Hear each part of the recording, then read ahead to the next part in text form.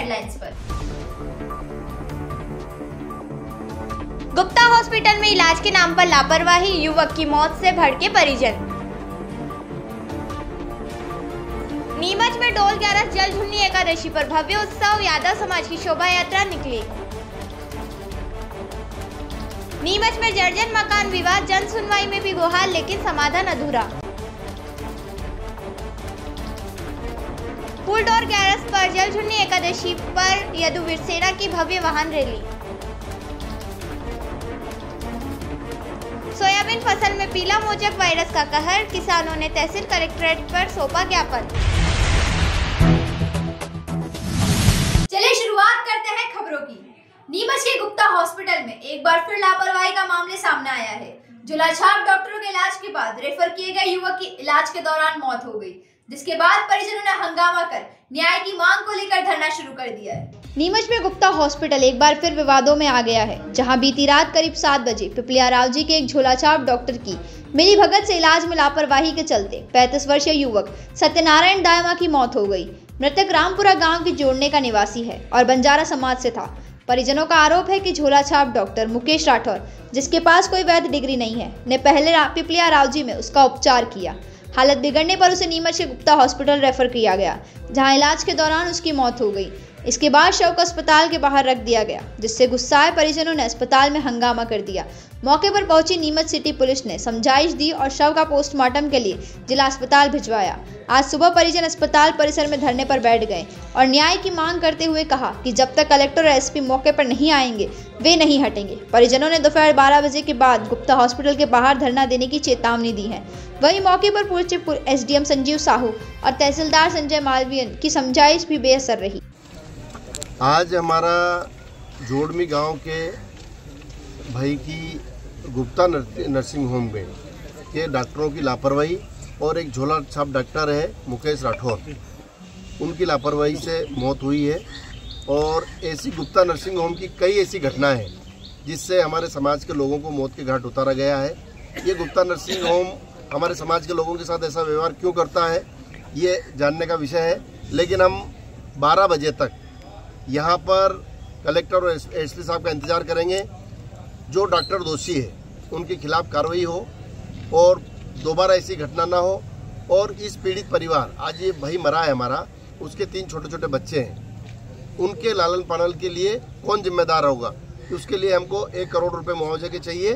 तब तक हम परिवार के साथ में इस डेड बॉडी के साथ बैठे रहेंगे जब तक उनको न्याय नहीं मिलेगा। जहाँ तक उचित न्याय नहीं मिलेगा, हमको डॉक्टरों के प्रति उचित कार्रवाई नहीं होगी, वहाँ तक हम यहाँ पे बैठे रहेंगे धरने पे।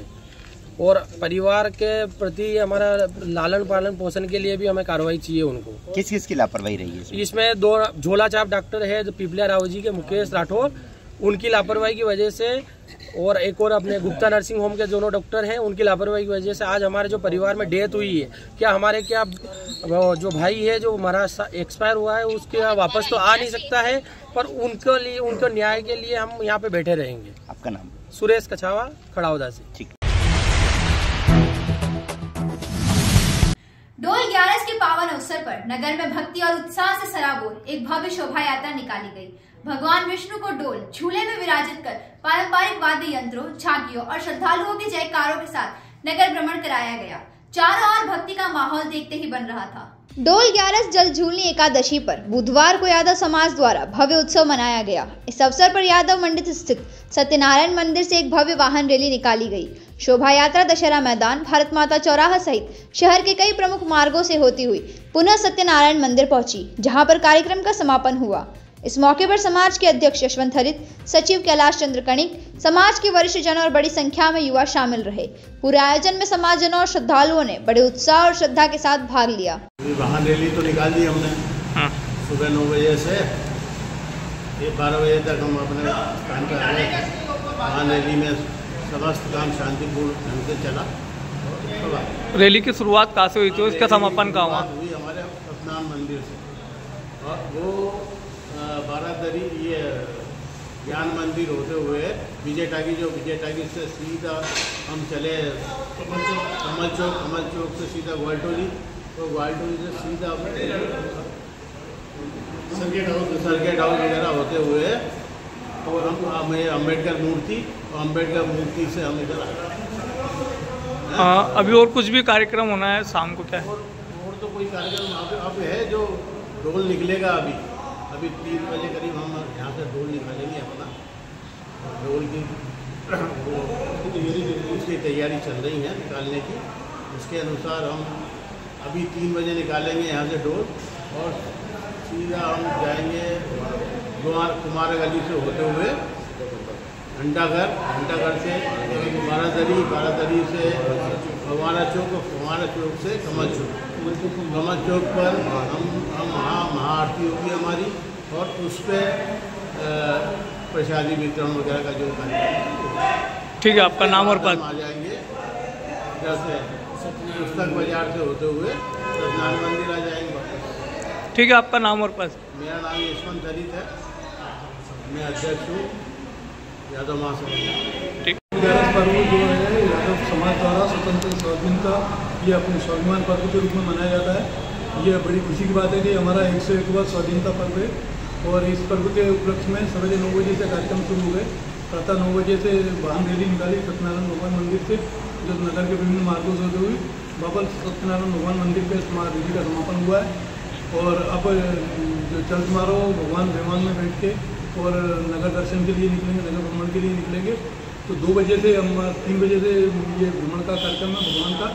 तो ये रात को 10:30-11 बजे कमल चौक पे महाआरती होगी और महाआरती के पश्चात पुस्तक बाजार से होते हुए वापस विमान यहाँ पे सत्यनारायण भगवान मंदिर पे आएगा और यहाँ पे कार्यक्रम का समापन होगा। ठीक है, आपका नाम? मेरा नाम तिलाचंद कनी, मैं सचिव हूँ यादव महासभा। नीमच नया बाजार बिहारगंज स्थित 100 साल पुराना जर्जर मकान किसी भी वक्त गिरकर बड़ा हादसा कर सकता है, लेकिन प्रशासन अब तक कार्रवाई नहीं कर पाया है। प्रार्थी सद्दाम वफाती और यासिन ने बताया कि मकान की दीवारें व छतें टूट फूट कर खतरनाक हालात में है और उनके ही भाई कब्जे की नियत से आए दिन विवाद व झूठी रिपोर्ट दर्ज करवा रहे हैं। इसको लेकर कई बार शिकायतें की जा चुकी है, यहाँ तक कि कल जन सुनवाई में भी ज्ञापन सौंपा गया, लेकिन अब तक कोई ठोस समाधान नहीं हुआ है। प्रार्थी जन ने कहा कि वे लगातार जान जोखिम में रखकर रह रहे हैं और काफी परेशान हैं। ऐसे में प्रशासन तुरंत हस्तक्षेप कर जर्जर मकान को गिराकर सभी की जान माल की सुरक्षा सुनिश्चित करे। परेशान हो रहे हैं। पिछली बार भी हम नगर पालिका, कलेक्टर ऑफिस, थाने सब जगह गए, कोई हमारी सुनवाई नहीं हुई और अभी भी आए हम यहाँ पर भी सब जगह आवेदन दिए। पूरा घर जर्जर मकान टूटने सरी की स्थिति में है। 30 से 40 जन उस मकान में रहते हैं। अगर कुछ भी होता है तो इनकी सबकी जिम्मेदारी है। हमने सबको आवेदन पहले भी दिए थे और अभी भी दे चुके हैं। कहाँ का मामला है? ये नया बाजार बिहारगंज खारी कुआं। क्या हो रहा है वहाँ? पूरा मकान गिरने सरी की स्थिति में है, बल्ली लगी हुई, पूरा मकान छूटा है, आगे से पीछे तक की पूरी जारी गैलरी सब नुकसान है। मकान ये हमारे दादा का, अब्दुल रजाक का। तो क्या चाहते हो आप? हम ये चाहते हैं उसको रिपेयरिंग हो, सही हो, देखभाल हो, मतलब या फिर उसको बंद कर दिया जाए ताकि तो जिससे कौन करा है उसको सही? सब चारों मिल के सही कराया जाए, नहीं तो उसको बंद कराया जाए तो उसमें नुकसान है, जान जा सकते उसमें 30 से 40 जन ही के। हम पूरा पिछली बार भी 2024 में भी दी और अभी भी दी, परेशान हो रहे हैं हम। घरों में पानी भर जाता है और कोई सुनवाई नहीं हो रही। प्रशासन का हस्तक्षेप क्यों चाहते हो आप लोग का? वो दादागिरी करते हैं, गुंडागिरी करते हैं और कुछ भी नहीं करने देते। वो हमारे चाचा के जी सबको नुकसान है, हमें आस पड़ोस को भी सबको नुकसान है जी। कितने जने? उसमें 30 से 40 जन बच्चे से लेके बूढ़े तक के रहते हैं वहाँ। कौन लोग हैं? ये हमारा चाचा ही है सब। चाचा के शकील है, एक का नाम पप्पू है, एक का नाम अनवर, एक का नाम शाहिद और एक का नाम चुन्नू। ये 5 ज़्यादा ही दादागिरी करते हैं। आपका नाम? मेरा नाम सद्दाम हुसैन है, मेरा वालिद साहब का नाम मोहम्मद यासीन है। फूल डोल 11 और जल झूलने एकादशी पर यदुवीर सेना ने नीमच में भव्य वाहन रैली निकाली, जो सोमेश्वर महादेव मंदिर से शुरू होकर शहर के विभिन्न मार्गों से होती हुई संपन्न हुई। फूल डोल 11 और जल झूलने एकादशी के अवसर पर मंगलवार सुबह यदुवीर सेना द्वारा भव्य वाहन रैली का आयोजन किया गया। रैली का शुभारंभ ग्वालटोल स्थित सोमेश्वर महादेव मंदिर से हुआ, जो इंदिरा नगर, नीमच सिटी, फुआरा चौक, घंटाघर, दशहरा मैदान, कमल चौक होते हुए पुनः सोमेश्वर महादेव मंदिर पर समापन हुई। इस भव्य रैली में बड़ी संख्या में यदुवीर सेना के सदस्य व यादव समाजजन शामिल हुए। यदुवीर स्थापना दिवस के अवसर पर कल शाम शस्त्र पूजन का आयोजन किया जाएगा।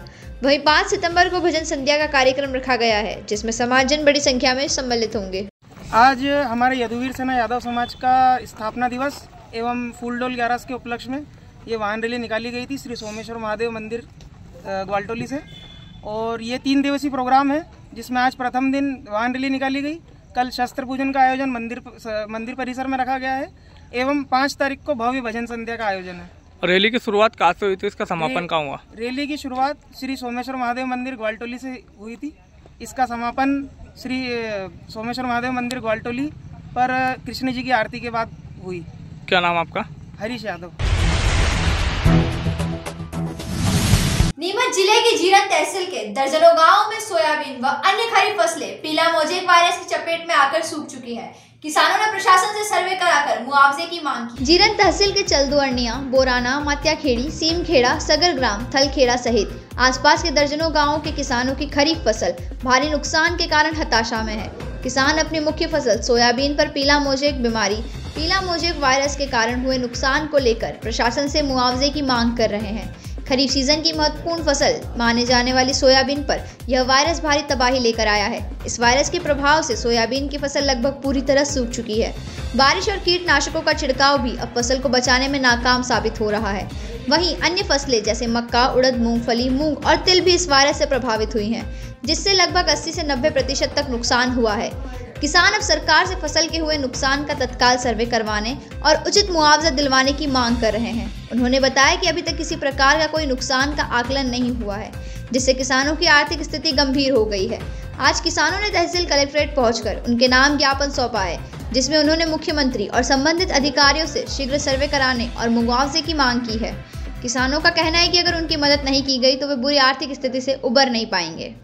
मांग को लेकर क्या कुछ पूरा मामला है? कौन कौन से गाँव के? आज जीरन तहसील के ग्राम पंचायत चल्दू, अन्या बोराना और तालखेड़ा एवं नीमच तहसील के गांव बोरखेड़ी कला के सभी किसान यहाँ एकत्रित हुए हैं।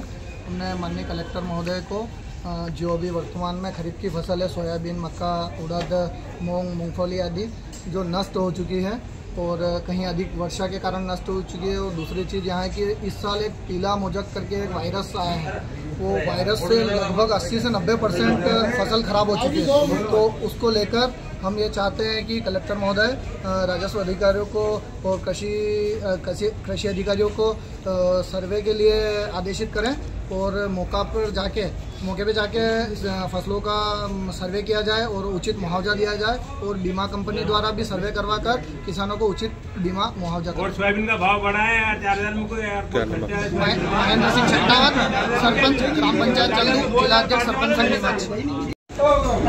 मेरी ग्राम पंचायत क्षेत्र के पटवारी हल्का नंबर 20 में फसल पूर्णतः पीला मोजक के कारण नष्ट हो चुकी है। किसान हताश है, परेशान है एवं आर्थिक रूप से किसान को काफ़ी समस्याओं का सामना करना पड़ रहा है, जिससे हम आज यहाँ पर आवेदन के माध्यम से कलेक्टर साहब को अवगत कराने आए हैं कि तत्काल इसकी ओर ध्यान देकर किसानों के खेतों में संबंधित अधिकारी, पटवारी, ग्राम सेवक इत्यादि को भेज के तुरंत उसका सर्वे कराकर किसान को उचित मुआवजा प्रदान करें। लगभग कौन कौन से गाँव के किसान पहुँचे? यहाँ पर ग्राम पंचायत तालखेड़ा, ग्राम पंचायत चल्दू एवं बोरखेड़ी, ग्राम पंचायत के अन्या बोराना, मासखेड़ा, बांसखेड़ी, सकरानी जागीर, खेताखेड़ा, डोरिया, चल्दू, सीमखेड़ा, मतियाखेड़ी, सकरग्राम इत्यादि आसपास के समस्त किसान। क्या नाम है? गोविंद पाटीदार, सरपंच प्रतिनिधि ग्राम तालखेड़ा।